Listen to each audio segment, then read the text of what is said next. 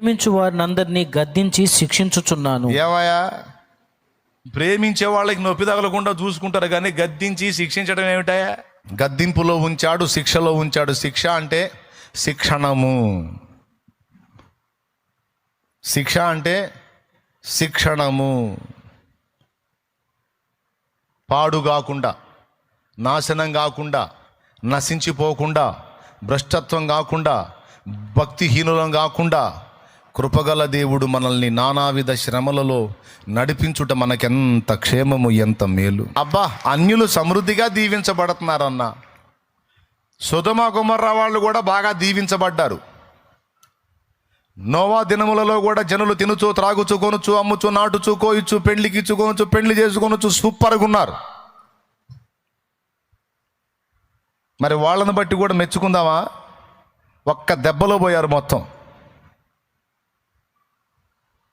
కానీ నోవా నవ్వుల పాలయ్యాడు. తన ధనాన్ని రక్షణ ఓడ కొరకు సిద్ధపరచుకోవడానికి పెట్టేసుకున్నాడు. నోవా సమాజంలో తృణీకరించబడ్డాడు.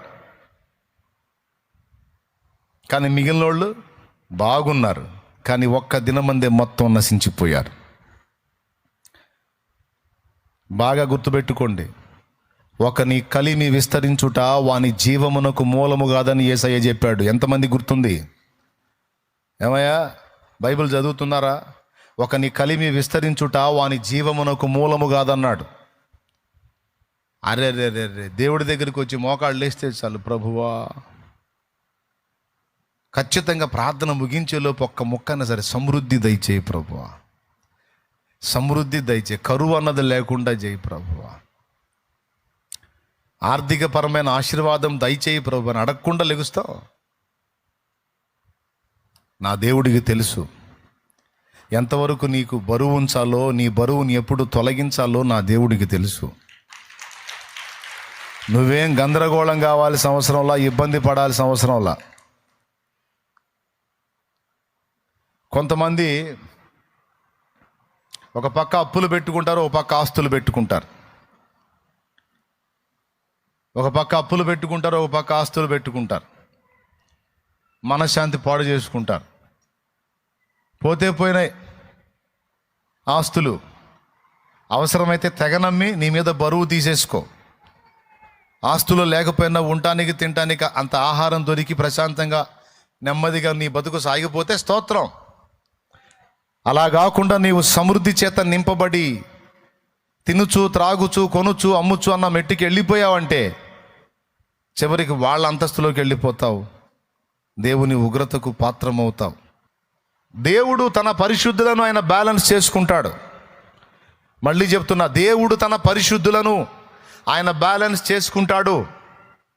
ఆ బ్యాలెన్స్లో భాగంగానే లోకమంతా భోగాలలో మునిగిన మనల్ని అయితే శ్రమ కొలిమిలో ఉంచుతాడు. ఏంటి అని పాయింట్అవుట్ చేయకూడదు దేవుణ్ణి. నీ తండ్రి చేయు శిక్షను తృణీకరింపవద్దు అన్నాడు.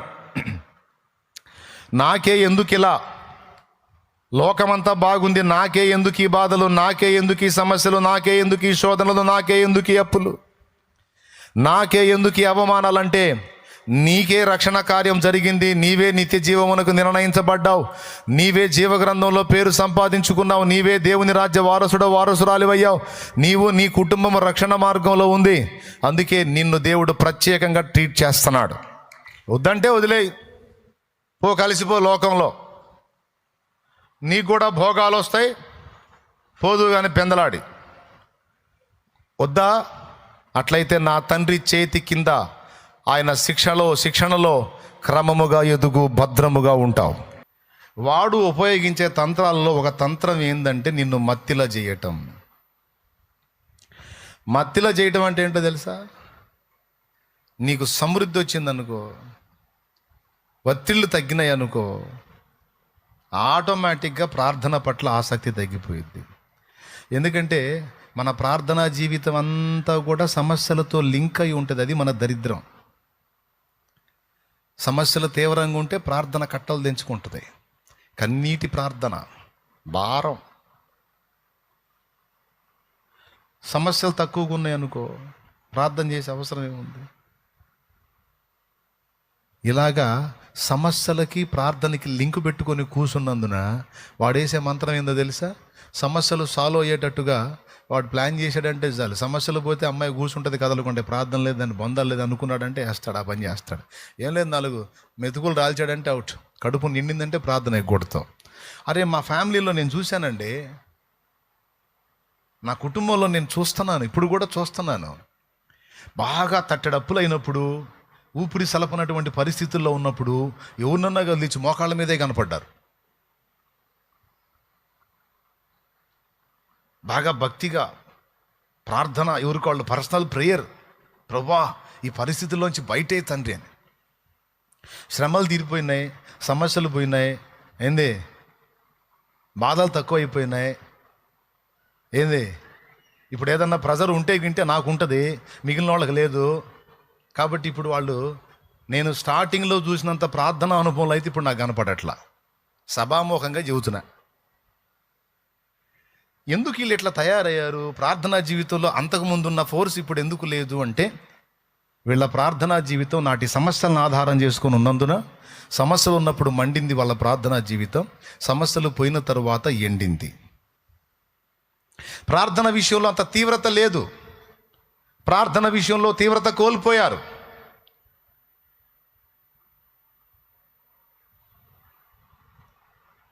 మళ్ళా వాళ్ళు ప్రార్థన చేయాలంటే ఏం రావాలి? అగసాట్లు రావాలి, మళ్ళా కొత్త అప్పులు కావాలి, మళ్ళా ఆ బరువు నెత్తిన భారం అవ్వాలి, ఇశ్రాయేలు శ్రమలాగా. అప్పుడు మళ్ళీ ఎక్కడోళ్ళు అక్కడ హల్లెలూయా హల్లెలూయా హల్లెలూయా హల్లెలూయా అనుకుంటా లైన్లోకి వస్తారు. అయితే ఈసారి నా కుటుంబానికి నేను అలా చెప్పలా. నా కుటుంబానికి నేను ఏం చెప్పానంటే, సమస్యలను, బాధలను, శ్రమలను ఆధారం చేసుకొని మన ప్రార్థనా జీవితం ఉండకూడదు. దేవునితో మనకున్న అనుబంధాన్ని బట్టి మన ప్రార్థనా జీవితం ఉండాలి. దేవునితో మనకున్న రిలేషన్ని బట్టి, అనుబంధాన్ని బట్టి ప్రార్థనా జీవితం ఉండాలి. కానీ మన సమస్యలను ఆధారం చేసుకొని ప్రార్థనా జీవితం ఉండరాదు అని నేర్పా. నా బతుకులోనూ ఇంటోళ్లలోనూ చాలా వరకు చాలా విషయాలు చూసి నేను చాలా పాఠాలు మీకు నేర్పుతున్నా. పరిశోధన అంతా మన మీదే. ఇప్పుడు నేను చెప్పే చాలా సంగతులు నీకు అనుభవాలు, నీ అనుభవాలు నాకెట్టా తెలుసు అంటే నేను కూడా ఫేస్ చేశా కాబట్టి తెలుసు నాకు. నన్ను చూస్తా, ఫ్యామిలీ మెంబర్స్ని చూస్తా, ఎవరి సైకాలజీ ఎలా మారిందో చూస్తా. కడుపు మండినప్పుడు వీళ్ళు ఎట్ట ఫీల్ అయ్యారు, కడుపు నిండినాక వీళ్ళు ఎట్ట తయారయ్యారు, ఎవరు అనుభవాలు ఎలా మారినాయి, అసలు వీళ్ళ సైకాలజీలు ఎలా ఉన్నాయి. అప్పుడప్పుడు కొన్ని రాళ్ళు వేసి కూడా ట్రై చేస్తా.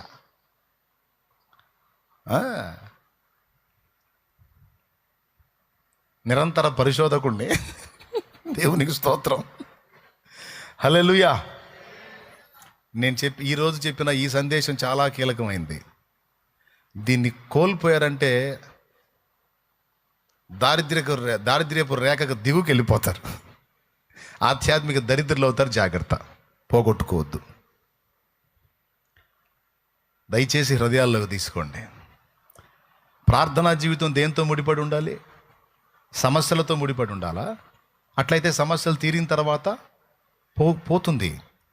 సమస్యలతో కాదు, దేవుని మీదున్న ప్రేమ, అనుబంధంతో ఆ అనుసంధానమై ఉండాలి ప్రార్థనా జీవితం. శ్రమ ఉన్నా, శ్రమ లేకపోయినా కూడా దేవుని మీదున్న మమతను బట్టి నువ్వు ప్రార్థనా జీవితాన్ని కానీ సిద్ధపరచుకుంటే, ఎనీ టైం, సర్వకాల సర్వావస్థల యందు నువ్వు ఆయన దగ్గరే కూర్చోడానికి ఇష్టపడతావు. ఎందుకు? నీకు ఆయనతో అలాంటి అనుబంధం ఏర్పడింది.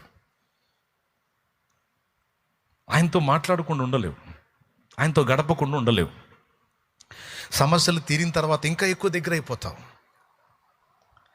సమస్యలు ఉన్నప్పుడు ఒక విధంగా ఉన్నా, అవి తీరి నీకు విడుదల వస్తే ఇంకా దగ్గర అయిపోతావు. ఆయన్ని ప్రేమిస్తే, ఆయన మమతతో నువ్వు కనెక్ట్ అయితే ఆకర్షించబడతావు. ప్రార్థనా జీవితం అలా డిజైన్ చేయబడాలి. ప్రార్థనా జీవితం దేవుని మీద ప్రేమను బట్టి ఏర్పరచబడాలి, కానీ మన సమస్యల్ని బట్టి కాదు. సమస్యలను బట్టి అయితే సమస్యలు తీరినాక అది మారిపోయింది. అందుకే సైతాను కూడా 4 మెతుకులు రాలుస్తాడు, కొన్ని నీకు అందేటట్టు చేస్తాడు. ఇదిగో సమస్యలేగా నీకు 4 మెతుకులు రాలుస్తున్నపో, తీరిపోయినాయిపో, శుభ్రంగా గుక్కడి తిని హాయిగా నిద్రపో. అదిగో సినిమా చూడు, అదిగో కొత్త సీరియల్ స్టార్ట్ అయింది, సూపర్, తీసి చూడు. అదిగో సెల్ ఫోన్లో ఈ చెత్త అంతా చూడు, అది ఇది చూడు, అది చూడు.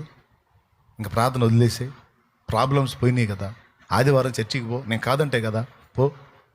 పాటలు పాడు, వచ్చిన కాడికి సందా వేసిరా, సందాకు కూడా డబ్బులు ఇస్తా, నేనే ఇస్తా, పో అంటాడు. నిన్ను మత్తిలా చేస్తాడు. నువ్వు మత్తుగిల్లావంటే అవుట్. ప్రార్థన ఆగితే విశ్వాసం ఆగిపోయింది. విశ్వాసం డౌన్ అయిందంటే నీ కథ కాటికే. అర్థమైందా?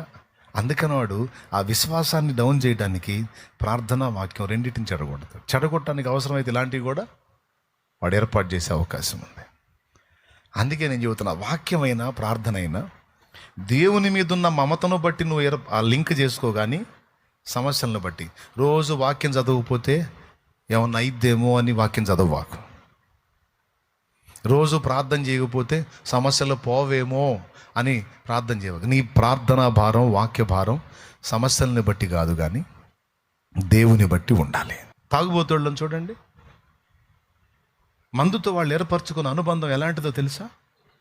అది ఆనందానికి దుఃఖానికి మధ్యలో ఉండింది కాదు, అది వాటికి అతీతంగా ఏర్పరచుకున్నాడు వాడు అనుబంధాన్ని.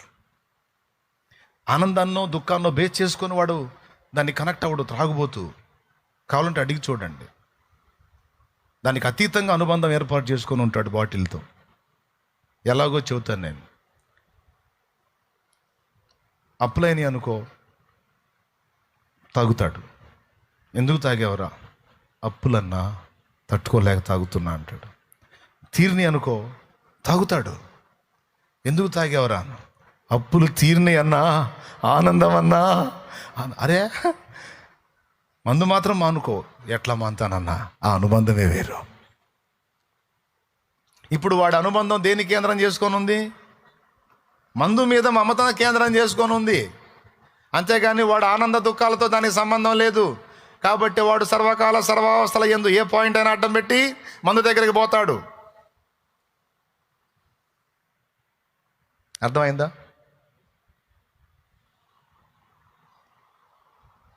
సమాజంలో ఎవరైనా సచ్చారనుకో, తాగుతాడు. ఎందుకు తాగేవరా అంటే వాడు సచ్చాడు, తాగాను అంటాడు. ఎవరు సాగుపోయినా తాగుతాడు. ఎందుకు తాగుతున్నారంటే నా సమాజం చల్లగా ఉంది, ఆనందం పట్టగలేక తాగుతున్నా అంటాడు. మొత్తానికి మందు దగ్గర పోకుండా మాత్రం వాడు మానుకోలేడు. అంటే ఏదన్నా చూపించి, ఏదో వంక చూపించి మందు కాడికి పోకుండా వాడు ఉండలేడు. దేవుని విషయంలో మనకి అలాగా కనెక్ట్ అవ్వాలి. తాగుబోతుడి దగ్గర నేర్చుకోవడానికి పాఠాలు ఉంటాయి మనకి. దేవునికి స్తోత్రం. గతంలో చెప్పా. ఇప్పుడు వాడు దేన్ని కేంద్రం చేసుకున్నాడు? సమస్యల్ని, ఆనందాన్ని కేంద్రం చేసుకున్నాడా, లేకపోతే మందునే కేంద్రం చేసుకున్నాడా? అది. అందుకని వాడేం పడతా, సర్వకాల సర్వావస్థల యందు మేలు కలిగినా కీడు కలిగినా నిన్ను మాత్రం వదిలిపెట్టను. అట్లా ఏర్పరచుకోవాలి దేవుడితో అనుబంధాన్ని. దుఃఖం కలిగిందనుకో, సమస్యను బట్టి ప్రార్థన. సమస్య తీరిందనుకో, ఆనందాన్ని బట్టి కూడా ప్రార్థనే. అప్పుడు సైతానుగాడు వేసుకుంటాడు ముసుగు.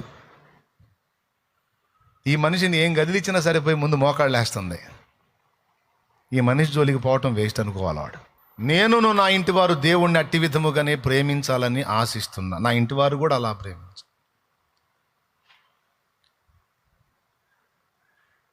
దేవునితో గడుపుదాం రండి, దేవునితో మాట్లాడుకుందాం రండి, దేవునితో గడుపుదాం రండి. శ్రమ కలిగిన వేళ గడుపుదాం రండి, సంతోషం కలిగిన వేళ గడుపుదాం రండి. పని దినమున ఖాళీలో గడుపుదాం రండి. పని లేకుండా దేవుడు ఫ్రీ ఇస్తే ఆ ఫ్రీలో ఎక్కువ దేవునితోనే గడుపుదాం రండి అనుకుంటే ఎంత బాగుంటుంది. నా కుటుంబమా అని నా కుటుంబానికి చెప్తా.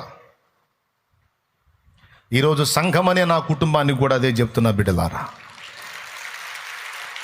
రండి, నాన్నతో గడుపుదాం రండి, నాన్నతో సహవాసం చేద్దాం రండి, నాన్నతో టైం స్పెండ్ చేద్దాం రండి, నాన్న మాటలు విందాం రండి, నాన్న గురించి ధ్యానిద్దాం రండి, నాన్న గురించి ప్రార్థిద్దాం రండి, పాడుదాం రండి, నాన్నతో మాట్లాడుకుందాం రండి.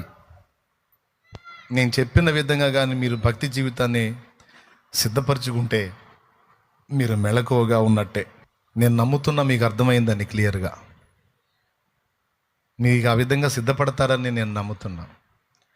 నా హృదయం ఎంత అభిలషిస్తుందో అలా వెళ్ళాలని, నా మనసు ఎంత ఉవ్విళ్ళూరుతుందో అలా వెళ్ళాలని, సమయమందును అసమయమందును, మధ్యరాత్రిలోను తెల్లవారుజామునను ఆయనతో కూర్చోవాలి, ఆయనతో మాట్లాడాలి, ఆయన్ని మహింపరచుకోవాలి. మన బంధము అనుబంధము. భక్తులు అలా డిజైన్ చేసుకున్నారు, తమ భక్తి జీవితాన్ని, ఆత్మీయ జీవితాన్ని అలా అలా రెడీ చేసుకున్నారు. అందుకే విశ్వాసులు పడతా లెగుస్తా మండుతా చల్లారుతా ఉండొచ్చేమో, కానీ దైవజనులు అలా ఉండరు. చూడు, వాళ్ళ ప్రార్థనా జీవితం కానీ, వాక్య ధ్యానం కానీ, ఆత్మీయ అనుభవాలు కానీ అలా ఉండవు. చూడు, ఆ విషయంలో మెళకువగా ఉంటారు. ఎందుకు? అలా ఏర్పాటు చేసుకున్నారు దేవునితో అనుబంధాన్ని. ఒకవేళ ఇంతవరకు నీకు అలాంటి అనుభవం లేకపోతే ఇక నుంచి నువ్వు అలా డిజైన్ చేసుకో. సమస్యను బట్టో సంతోషాన్ని బట్టో కాదు, సర్వకాల సర్వావస్థల యందు ఆయనతో గడపడానికి నీ మనసు ఉవ్విళ్ళూరాలి. ఆయన కంటే ఎక్కువ ఏది లేదు అని నీకు అర్థం కావాలి. నా ఇంట్లో నేను గతంలో రాసుకున్నాను, ప్రార్థన కంటే, వాక్య ధ్యానం కంటే మించినది ఏదీ లేదని నీవు ఎరుగుదువా? దానికంటే ఉన్నతమైన పని ఏమిటి అని రాసుకున్నా, క్వశ్చన్ మార్క్. దేవుడితో మాట్లాడుట కంటే, దేవుని స్వరము వినుట కంటే ముఖ్యమైన పని ఏమిటో చెప్పమ్మా అని రాసుకున్నా. నువ్వు వాటికి తక్కువ టైం ఇచ్చి మిగిలిన చెత్తంతా ఎక్కువ టైం గడుపుతున్నావు. ఏది గొప్పది, ఏది ముఖ్యమైంది, ఏది శ్రేష్టమైంది, ఏది అవసరమైంది? సమస్యలకు సమాధానం ఆయన పాదాల దగ్గరే ఉంది, అక్కడే వెతికా. సమస్యలు తీరినప్పుడు ఆనందం కూడా ఆయన పాదాల దగ్గరే ఉంది, అక్కడే వెతికా. వెతకాలి. శ్రమల్లో ఉన్నావా? ఆయన పాదాలు వెతికావు, శ్రమ తీర్చాడు. అప్పుడు ఇంకా ఎక్కువగా ఆయన పాదాల దగ్గర గడపాలి. భార్యాభర్త ఇద్దరు కలిసి పని చేసుకున్న అప్పులు తీరలా. దేవుడు దయదలిచి ఒక అద్భుతం చేశాడు, అప్పు తీరిపోయింది, బాధ కొలిక్కొచ్చింది. ఇప్పుడు భర్త ఒక్కడే పని చేస్తే సరిపోతుంది, భార్యకు ఫ్రీ దొరికింది. ఇప్పుడు భార్య ఏం చేయాలి? దేవుడు విడుదల ఇచ్చాడు కనుక ఆ కృతజ్ఞతతో దేవునికి దగ్గర అవ్వాలి. కానీ భార్య ఏమవుతుందో తెలుసా? లోక చెత్తకు దగ్గర అవుతుంది. మీరు ఆలోచించండి.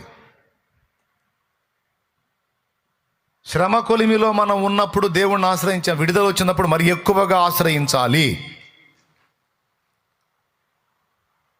రాత్రి పగళ్ళు పని చేసుకునే దినాల్లో దేవుణ్ణి ఆశ్రయించావు.